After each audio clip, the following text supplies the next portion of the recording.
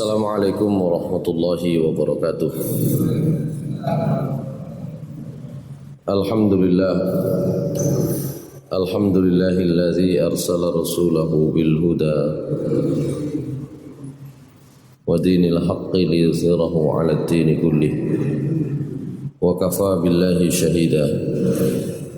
Asyhadu an la ilaha illallah wahdahu la syarika lah. Wa asyhadu anna Muhammadan abduhu wa rasuluhu la nabiyya ba'dah. Allahumma salli wa sallim wa barik ala nabiyyina Muhammadin wa ala alihi wa sahbihi wa mawalah. Rabbi shrah li sadri wa yassir li amri wahlul 'uqdatam min lisani yafqahu qawli. Rabbi zidni ilma warzuqni fahma birahmatika ya arhamar rahimin. Ma'asyiral muslimin, jamaah salat maghrib di Masjid Al-Ikhlas yang dimuliakan Allah Subhanahu wa taala. Kita lanjutkan kajian kita di pembahasan tentang salat, masuk bab tentang salat jamaah. Dalam bab salat jamaah ini ada banyak sub pembahasan. Terakhir kita sudah membahas tentang sunnahnya mengulang salat. Salat berjamaah, kalau kemudian ketemu lagi dengan salat lain berjamaah juga, maka disunnahkan untuk mengulang untuk mendapatkan keutamaan berjamaah. Kalau sholat sendiri ketemu sholat berjamaah juga demikian, disunnahkan untuk mengulang mengikuti sholat jamaah untuk mendapatkan keutamaan.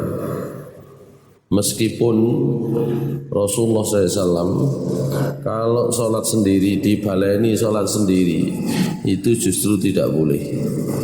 Begitu kemarin pembahasan kita ringkasnya. Nah, sekarang kita masuk pembahasan di poin di nomor 19.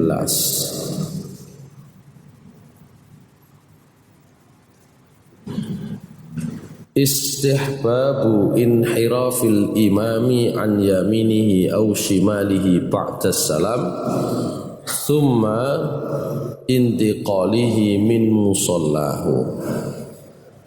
Sunnahnya imam menghadap ke arah kanan atau kiri setelah salam,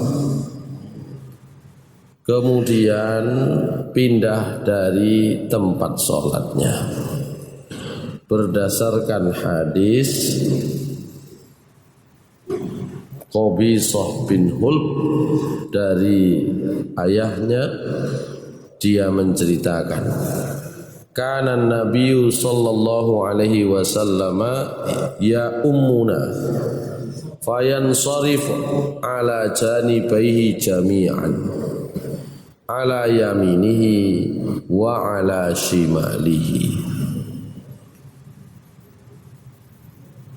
Jadi dalam hadis ini diceritakan Nabi sallallahu alaihi wasallam itu ngimami kami para sahabat. Kalau sudah selesai, fayansarifu ala janibaihi jami'an, beliau berpaling ke arah dua sisinya, kedua-duanya, baik ke arah kanan maupun ke arah kiri. Jadi setelah imam itu selesai salam, maka boleh menghadap ke kanan, boleh menghadap ke kiri, atau sekaligus kedua-duanya dengan menghadap ke belakang. Hadis riwayat Abu Dawud, Ibnu Majah dan Tirmidzi. Kalau di dalam Sunan Tirmidzi beliau menyatakan hadis ini adalah hadis hasan. wa alaihil amalu inda ahlil ilmi. Demikianlah diamalkan di kalangan ahli ilmu. Annahu yansarifu ala ayyi janibaihi sya'a. Bahwasannya orang yang ngimami salat itu boleh menghadap ke arah kanan maupun kiri sesuai yang diinginkan. Silahkan saja. Wa qad shahal amrani 'anin nabi sallallahu alaihi wasallam. Kedua-duanya itu sahih berasal dari Nabi sallallahu alaihi wasallam. Wa an Aisyah, dari Aisyah radhiyallahu anha, anna nabiyya sallallahu alaihi wasallam kana idza sallam lam yaq'ud illa miqdara ma yaqulu Allahumma antas salam wa minkas salam tabarakta ya dzal jalali wal ikram. Rawahu Ahmad wa Muslim wa Tirmidzi wa Ibnu Majah. Kata Aisyah radhiyallahu anha, Nabi sallallahu alaihi wasallam kalau sudah salam, beliau tidak duduk kecuali sebentar saja. Kurang lebih ketika beliau selesai salam dan duduk, maka lamanya duduk itu ya kurang lebih ketika beliau membaca atau sepanjang selama beliau membaca Allahumma antas salam wa minkas salam tabarakta ya dzal jalali wal ikram. Duwilu masa mono tok.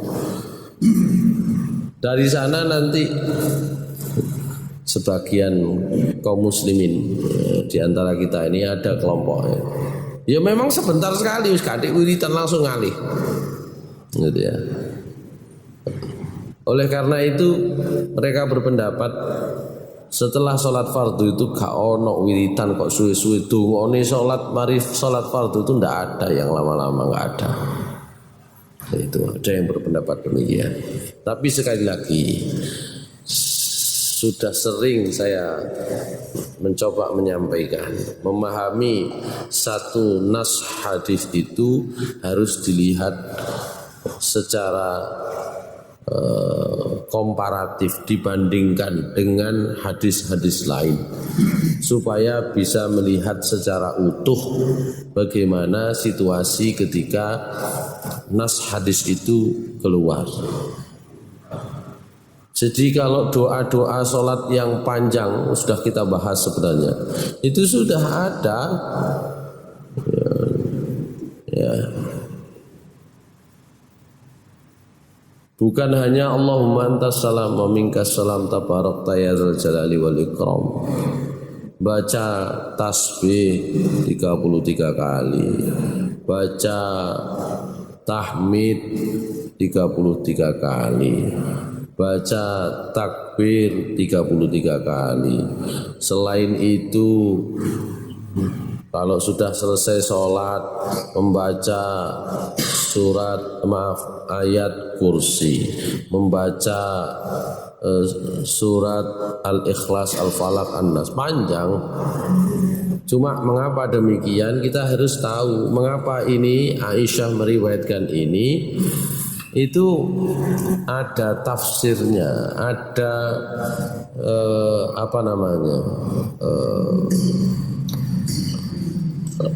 logikanya, alasannya. Dan kita bisa temukan dalam hadis yang diriwayatkan oleh Ummu Salamah. Ummu Salamah niki juga istri Nabi sallallahu alaihi wasallam.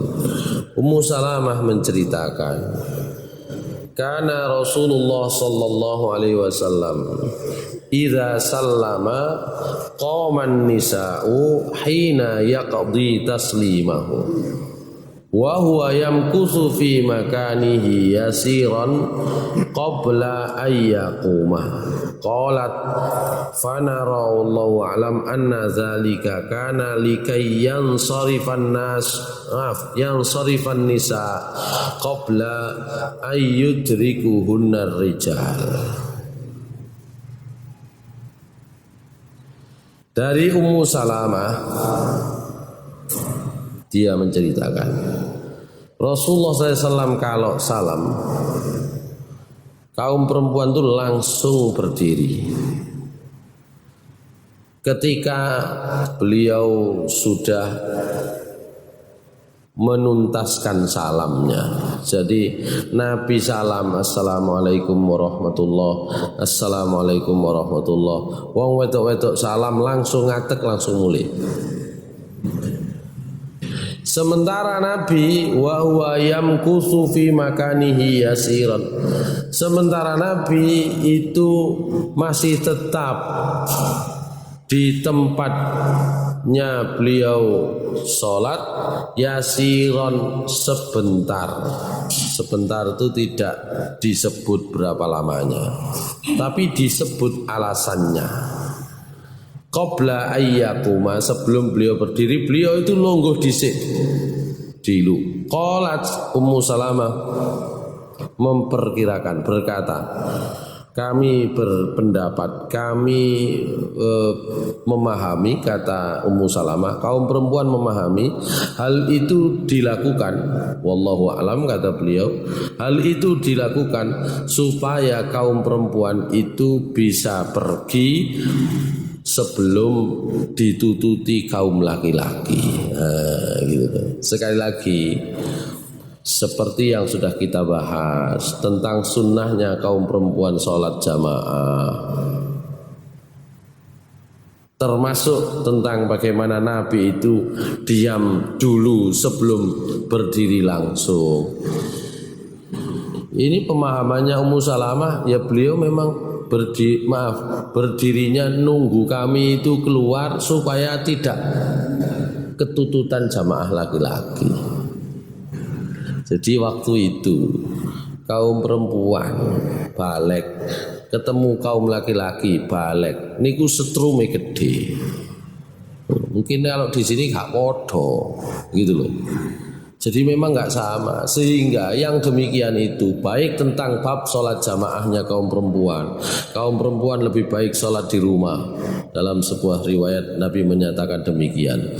Tapi sudah kita bahas secara lengkap dulu itu. Termasuk ini, itu karena memang kondisi masyarakatnya begitu. Gak kenean cara Jawane. Kok wong lanang ketemu wong wedok, ya sama-sama dalam keadaan bujang, begitu. Loh masih orang sing lanang gak bujang, asal sing wedok bujang, gitu. Itu pandangannya Ummu Salamah. Tapi kita juga sudah membahas, Nabi itu tidak bergeser dari tempat sholatnya, khususnya sholat subuh dan sholat maghrib, ya, kecuali sudah membaca agak panjang, apa? La ilaha illallah wahdahu la syarikalah, lahul mulku wa lahul hamdu, yuhyi wa yumit biyadil khair, yuhyi wa yumitu wa huwa ala kulli syai'in qadir. 10 kali. Jadi sebentar atau lamanya Nabi duduk itu relatif, gitu ya. Saya ulangi, sebentar atau lamanya Nabi duduk setelah salam itu relatif, tergantung kebutuhannya, gitu ya. Tapi yang jelas Nabi SAW menyempatkan duduk sebentar, itu iya. Bahwa Ummu Salamah memahami itu supaya kaum perempuan cepat pulang, itu pemahamannya Ummu Salamah. Gitu. Nah, itu pembahasan tentang Nabi kalau ngimami sholat itu menghadap ke makmumnya dan beliau duduk sebentar. Lah kalau doanya dibaca semua panjang ya nggak jadi sebentar, bisa lama, gitu ya. Dan doa-doa itu diajarkan oleh Nabi SAW. Maka kalau beliau itu menyempatkan duduk hanya sebentar saja, kemudian ternyata itu dipahami oleh orang lain, oleh Ummu Salamah itu sebagai kesempatan, memberi kesempatan kaum perempuan untuk ke belakang atau pulang lebih dulu, maka jangan dipahami Nabi mesti berhentinya cuma sebentar. Ya bisa lama karena beliau juga mengajarkan doa yang cukup banyak. Itu tadi di antara kaum muslimin ya, di tempat kita ada yang begitu, ka ono wiritan setelah sholat fardu itu. Nah wiritan doa sebegitu banyak diajarkan kok nggak ada, itu seperti apa? Nggak ada itu didasarkan pada hadisnya ini tadi itu. Nabi diluk tok langsung ngadeg. Kata Aisyah begitu.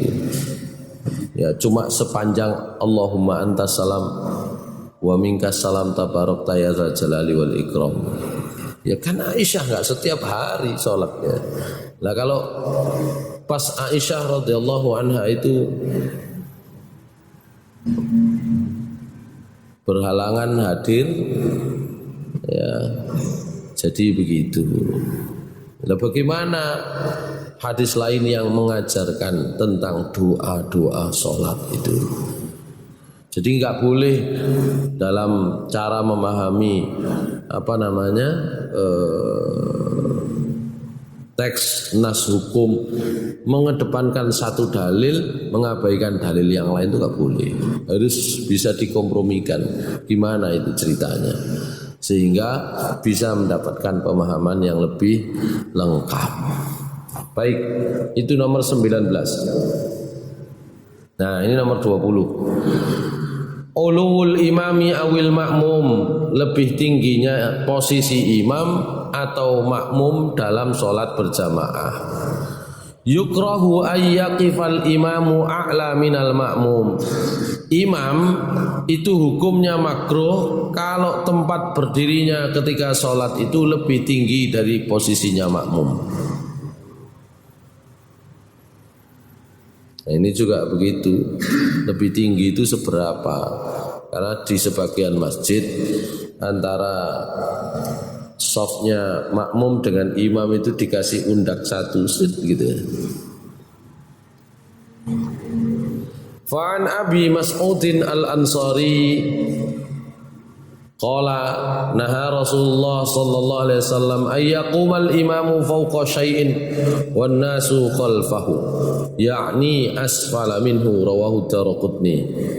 Wa sakata anhu al-Hafidz fi at-Talkhis wa an Hammam ibn al-Harith an Hudzaifata amma an-nasa fil madaini ala dakkanin fa akhadha Abu Mas'udin bi qamisihi fajabadhahu fama faragha min salatihi qala alam ta'lam annahum kanu yunhauna an zalika qala bala fa dzakartu hina jazab tani. Rawahu Abu Dawud wa Syafi'i wal Baihaqi wa Shahahul Hakim wa Ibnu Khuzaimah wa Ibnu Hibban. Dari Abu Mas'ud al-Ansari, dia menceritakan Rasulullah SAW melarang imam itu berdiri, ngimami sholat itu berdiri di atas sesuatu. Sesuatu itu maksudnya batu yang tinggi atau tempat yang tinggi. Wan nasu khalfahu, sementara orang-orang ada di belakangnya itu di tempat yang rendah, begitu maksudnya. Hadis riwayat Daraqutni. Cuma tentang hadis ini Al-Hafidz Ibnu Hajar Al-Asqalani mendiamkan. Jadi hadis ini statusnya itu tidak sampai sahih, ya. Tapi bisa dipakai makbul gitu ya. Dari Hammam bin Haris juga demikian. Hudzaifah pernah ngimami orang-orang di kota Madain. Ya. Di atas sebuah batu yang besar. Madain itu kalau sekarang di Irak gitu ya. di tempat yang agak tinggi. Ini sudah bukan masa Nabi, tapi sudah masa tabi'in, ya. Jadi ketika Nabi sudah tidak ada, umat Islam melakukan perluasan wilayah sampai Irak. Maka Abu Mas'ud menarik bajunya, ya, dan setelah sholat langsung menegur sinten wau Hudzaifah bin Yaman. Tidakkah kamu tahu orang-orang kan dilarang oleh agama, ya, sholat dengan cara seperti itu. Maksudnya imam ada di posisi yang tinggi, makmumnya di bawah. Qala Hudzaifah menjawab, bala engke iyo. Fazakartu, saya baru ingat hina jazabtani, ketika sampean menarik saya, aku lagi eling, sampean tarik aku eling, iya gak oleh. Nah, begitu ya. Ini hadis riwayat Abu Dawud, Asy-Syafi'i, Al-Baihaqi. Secara umum teksnya demikian.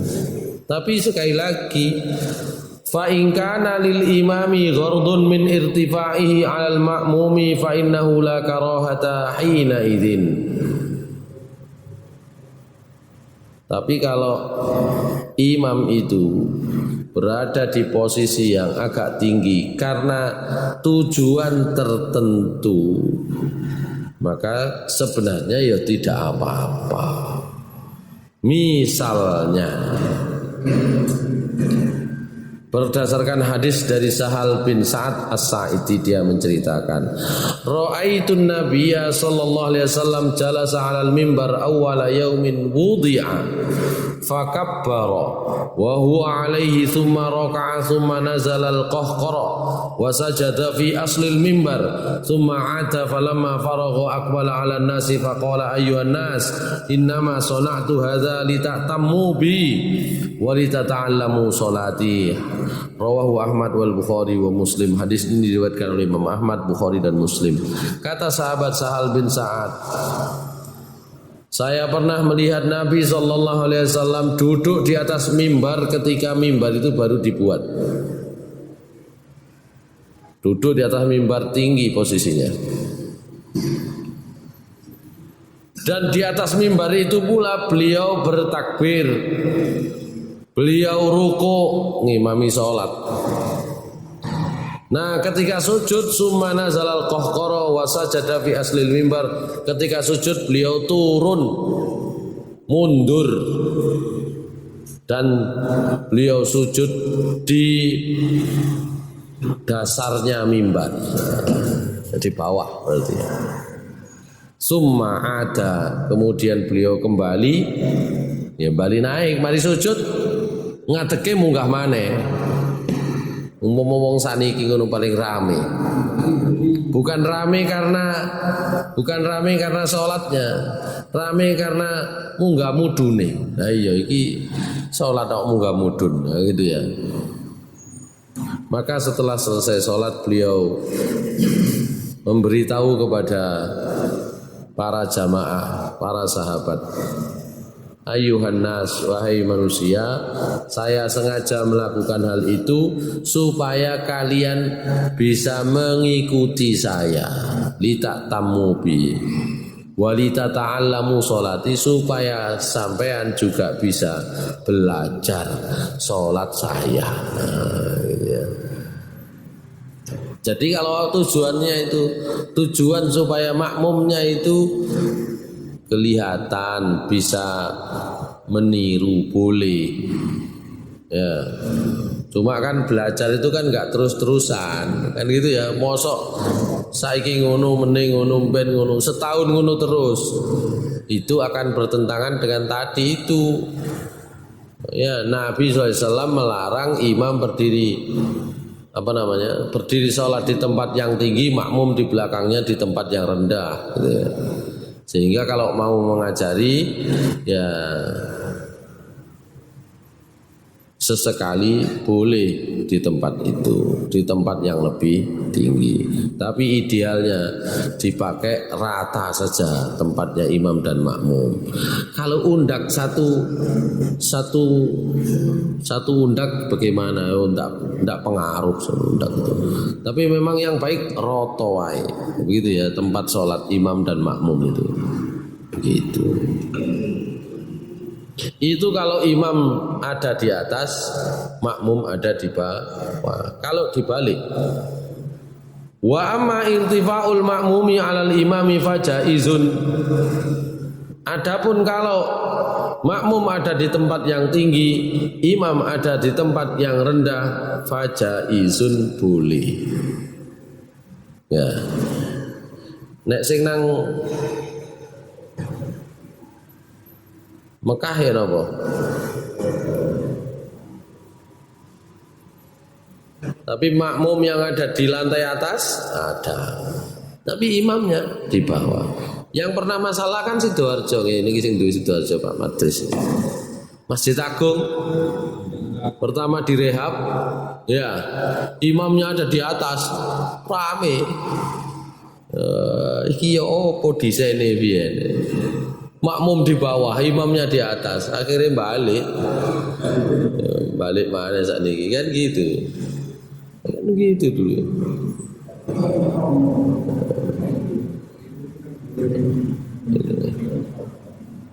Jadi mihrab yang baru ada di atas imamnya. Sementara kemungkinan makmumnya di bawah masih banyak.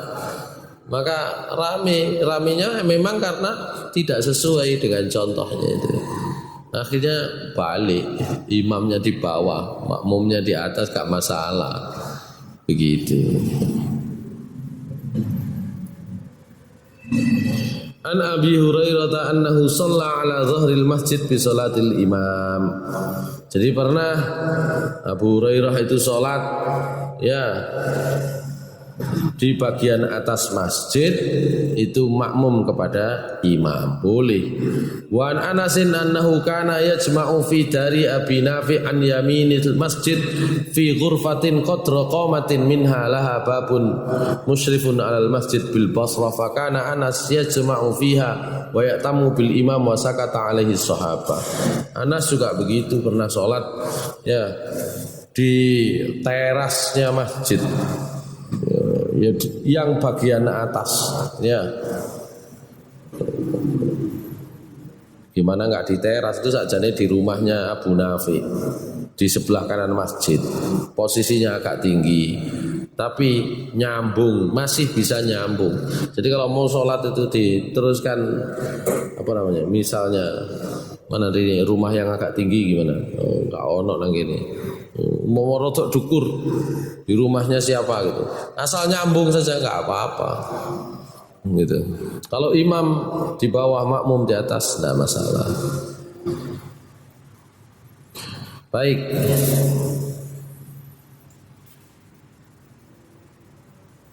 Tapi kalau sholatnya itu di atas sampai tidak tahu posisi imam, ya nggak boleh nanti. Ya, makanya kalau sholat itu sampai di atas, yang bawah itu diisi dulu, gitu ya. Kalau sudah yang di atas, gitu ya. Nyambungnya pokoknya bisa dengan mengetahui gerakan makmum yang lain atau dengan suara yang sampai ke telinga. Imamnya takbir kedengaran. Makanya itu imam itu begitu. Takbir gak oleh kena-kena. Yang keras supaya makmumnya dengar. Gitu ya. Mosok ngasih komando nih enggak kedengaran gitu ya. Kadang-kadang mungkin karena nervous, karena grogi, gak keluar suaranya, gak boleh. Yang keras supaya makmumnya dengar, gitu ya. Karena salah satu syarat nyambungnya makmum kepada imam ketika tidak bisa melihat, ada salah satu syaratnya. Yang pertama adalah bisa melihat gerakan imam, atau yang kedua kalau nggak bisa melihat, mendengar ya suaranya imam. Baik. Itu yang nomor 20. Nomor 21. Nah ini tadi tentang syaratnya tadi itu.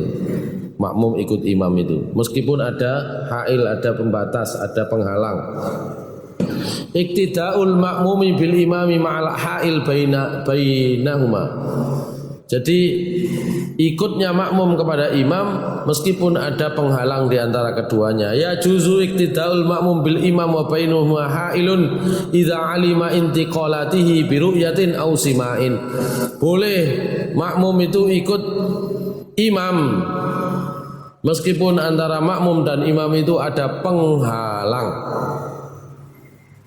Syaratnya jika dia tahu perubahan pergerakan imam dengan cara melihat au sima'in atau dengan cara mendengar. Qala al-Bukhari qala al-Hasan la ba'sa an tusalliya wa bainaka wa bainahu naharun. Imam Bukhari menceritakan Hasan al-Basri bahkan menyampaikan tidak masalah Anda sholat antara Anda sholat sebagai makmum dengan imam itu terhalang sungai pun nggak ada masalah. Kehalang nopo, sholat id kehalang pager, kehalang, nggak ada masalah. Syaratnya cuma dua, itu tadi. Mengikuti gerakan imam itu, tahu gerakan imam itu berubah-ubah dari satu posisi ke posisi lain, dari satu gerakan ke gerakan lain, dengan cara melihat atau mendengar.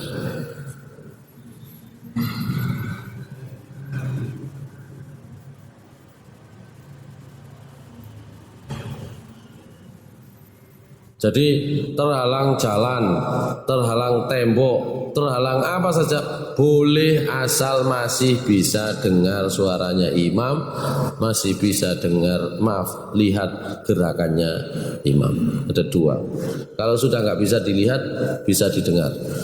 Dulu di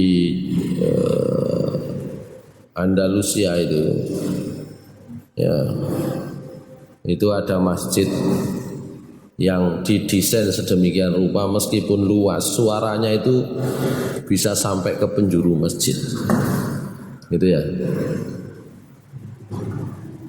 Kalau kita sekarang lebih enak, ada mic itu membantu sudah gitu ya, ada mic. Baik, itu yang nomor 21. Nomor 22, hukmul i'timami biman taraka fardhan.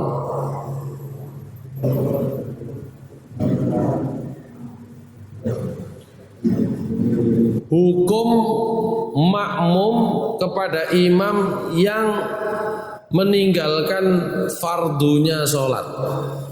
Tasihu imamatu man akhalla bitarki syartin aw rukmin. Idza atammal ma'mum wa kana ghaira alimin bima tarakahul imam li hadithi Abu Hurairah anna Nabiy sallallahu alaihi wasallam qala yusalluna bikum fa in asabu walakum walahum wa in akhtau falakum wa alaihim.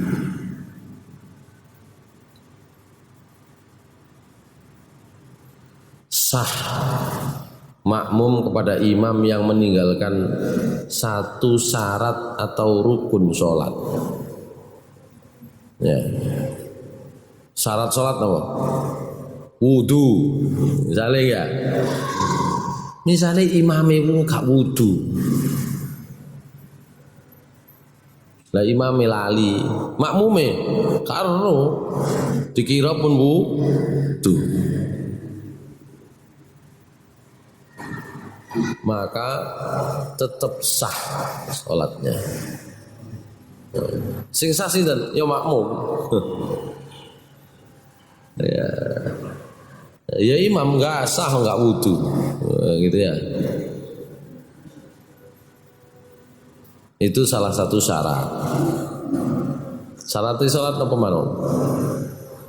Suci dari najis, ya. Kalau tadi hadas tadi itu wudu, suci dari najis. Klambine iku sakjane mari kena najis, wah sholat ae, kan itu ya. Seharusnya tidak sah salatnya imam, tapi makmum tetap sah. Gitu ya. Imamnya sholat ngentut tapi gak ngaku, gak mundur, misalnya, gitu ya. Atau yang ditinggalkan rukun sholat zuhur. Rukun sholatnya apa? Mari takbiratul ihram, rukun sholat. Mosok ora takbiratul ihram gak krungu, ya krungu lah. Gak maca Al-Fatihah. Mau meneng imame gak iso sajane. Berhubung sampean sing iso iku surung-surungan. Sing iso iku surung-surungan. Sampai anai. Akhirnya sing maju, sing gak iso.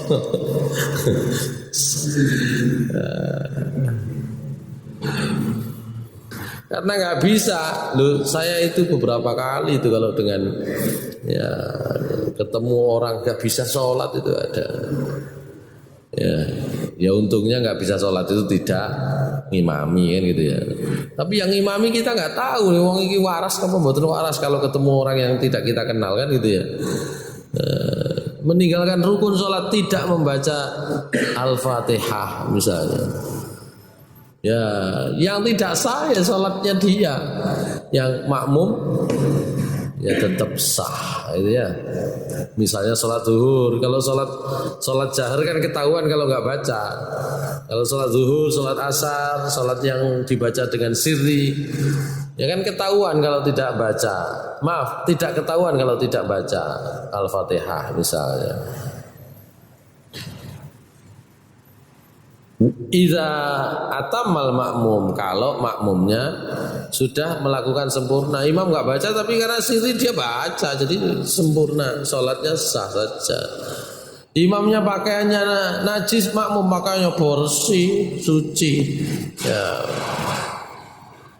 Wa kana ghairu alimin bima tarakahul imam, tapi syaratnya makmumnya tidak tahu kalau imamnya itu meninggalkan hal-hal yang wajib atau hal-hal yang rukun tadi itu. Nek ngerti lambine iku ana najise kok meneng ae ya tidak sah, harus diingatkan.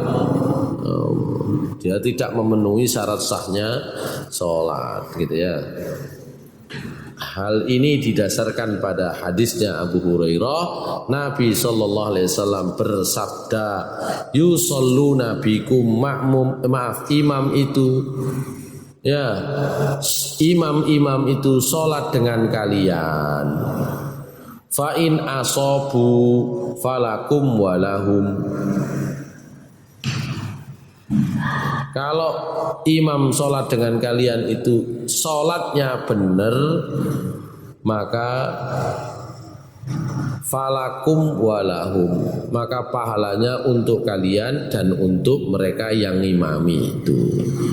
Wa in akhtau, tapi kalau imamnya salah, falakum wa alaihim, maka kalian tetap dapat pahala, mereka dapat dosa. Begitu. Ini kalau kita imam, kalau kita ketemu imam yang meninggalkan salah satu rukun atau syarat sholat. Dalam riwayat yang lain, Sahal bin Sa'ad menceritakan Nabi SAW bersabda, al-imamu dhaminun fa in ahsana falahu walahum wa in asa'a fa'alaihi. Imam itu bagian penggaransi. Ya, garansi. Pokoknya nek dhek ngimami sampean niku wis mesti oleh pahala, makmum niku enak. Tapi nek salah ya ditanggung dewi karo imam, gitu ya.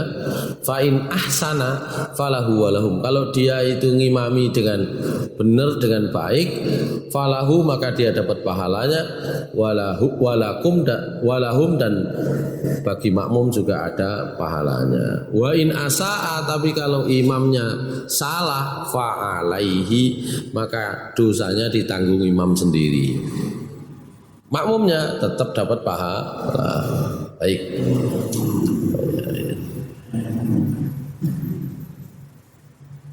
Nomor 23 dan 24 terakhir. Al-istikhlaf. Ya. Pergantian imam dan makmum. Idza arada lil imami wa huwa fi sholati udhrun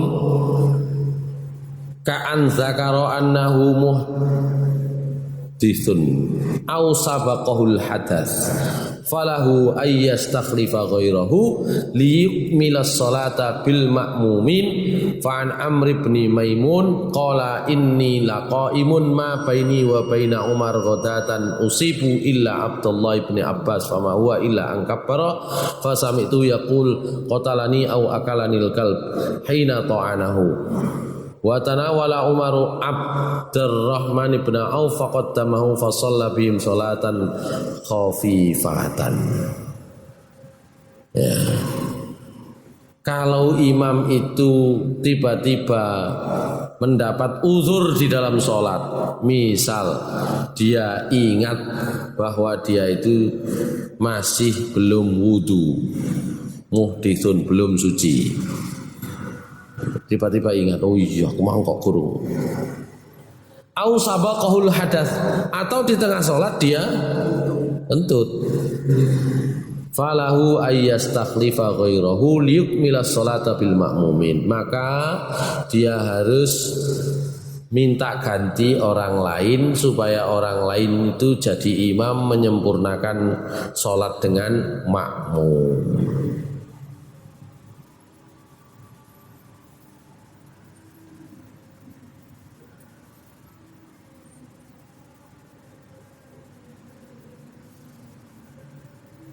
Jadi pernah ya Umar bin Khattab itu ngimami sholat di antara makmumnya ada Abdurrahman bin Auf, di antara makmumnya ya yang meriwayatkan ini Amr bin Maimun. Tiba-tiba di tengah sholat setelah takbir Umar ingat qatalani au akalanil kalb. Ya. Lah saya tadi kena apa? Anjing. Najis. Ya. Entah kejilat entah apa gitu ya. Sehingga ingat bahwa dia dalam keadaan tidak suci. Wa tanawala Umar Abdurrahman bin Auf faqaddamahu. Akhirnya Umar itu megang Abdurrahman bin Auf untuk dimajukan. Jadi Umar membatalkan sholatnya salah seorang sahabat senior Abdurrahman bin Auf, ditarik untuk ditaruh di depan supaya ngimami. Fasalla bihim sholatan khafifatan, maka Sinten Abdurrahman bin Auf akhirnya sholat dengan jamaah itu tidak lama-lama gitu ya. Ini contoh gitu ya. Nah, makanya yang bagian belakang itu mojok sing cilik-cilik gitu ya, sing kena ditarik nek umpama imam sewaktu-waktu batal gitu ya. Baik, saya persingkat di situ. Nomor 24 sekarang. Man amma qauman yakrahunahu. Ya. Bagaimana kalau ada imam ngimami satu jamaah tidak suka. Ja'al haditsu tuhadziru ayya umma rajulun tuhdhiru ayya umma rajulun jama'atan wa hum lahu karihun wal ibrah bil karaha al karaha ad-diniyah allati laha sababun syar'iyyun fa an ibni Abbasin an Rasulillah sallallahu alaihi wasallam annahu qala thalathatun la turfa'u salatuhum fawqa ru'usihim shibran rajulun amma qauman wa hum lahu karihun wa imra'atun batat wa zawjuha alaiha sakhitun wa akhawani mutasarimani. Ada beberapa hadis yang membahas tentang bagaimana kalau ada imam itu ngimami sholat, makmumnya, jamaahnya tidak menyukainya. Dari sana didapatkan ibrah. Kalau tidak menyukai itu memang karena alasan yang syar'i, maka boleh. Imam yo gak oleh maksa. Misalnya dari Ibnu Abbas radhiyallahu anhu, dia menceritakan Rasulullah SAW bersabda, ada 3 kelompok, 3 macam orang yang sholatnya itu tidak diangkat naik kepada Allah Subhanahu wa Ta'ala lebih dari 1 jengkal. Jadi sholat niku nek mari sholat niku status sholat itu kalau sudah selesai, asal dia ikhlas ya dan sesuai tata cara, akan naik, dibawa naik oleh malaikat. Nah, begitu. Ibadah kita itu begitu, akan dibawa naik oleh malaikat. Cuma ada orang sholat gak sido munggah sholatnya, gak kena digawe laporan, ya. Gak bisa dipakai laporan. Istri tidur ya dalam keadaan suaminya marah yang syar'i gitu ya, gak sekedar sembarang marah gitu ya, gitu. Itu juga sholatnya perempuan atau istri tidak akan naik ya, gak sido diterima. Munggah yang boten kok diterima, wong sing munggah iku mesti diterima ya, gitu ya. Yang kedua, wa akhawani mutasarimani, 2 orang muslim kok tukaran, enggak situ munggah sholatnya. Makanya batas orang enggak nyapa orang lain telung di kok dibelani tambah tukaran, ya wis. Masih sholat, kok bisa munggah sholatnya. Nah, di antara yang tadi imam. Tapi kalau yang tidak disuka itu adalah hal yang sesungguhnya oleh syariat dibenarkan, juga oleh makmum nguniku. Misalnya mana ini ya hadisnya ya? Oh, mungkin tidak di sini ya. Ini hadisnya semua yang begitu sama. Ya, dalam pembahasan terdahulu ada seorang yang ngimami sholat. Ben ngimami sholat niku mesti maca di salah satu rakaat mesti maca surat Al-Ikhlas. Makmume akhirnya janggal, iki ya opo? Salat kok mesti maca surat Al-Ikhlas. Hanya dilaporkan kepada Nabi SAW. Nabi ini lho, enten imame nggon kula niku.